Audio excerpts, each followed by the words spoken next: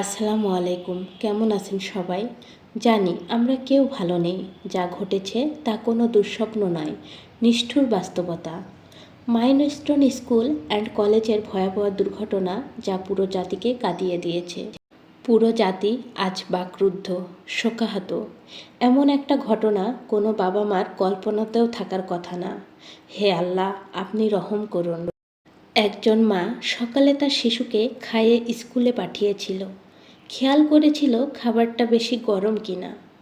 মা তার সন্তানকে চুলার আঁচ গায়ে লাগতে দেয় না। গরম খাবার মুখে দেওয়ার আগে বারবার ফু দেন, যেন একটু গরমেও তার সন্তানের ঠোঁট পুড়ে না যায়। সেই মায়ের কলিজার টুকরারা আজ আগুনে ঝলসে গেল। একাধিক নিষ্পাপ প্রাণ আগুনের ভয়াবহ থাবায় ঝরে গেল। আল্লাহ, আপনি সবাইকে হেফাজত করুন। দেশের প্রতিটি বাবা মা আজ যেন কেঁদে ফেলেছে নিজের সন্তানের মুখ দেখে।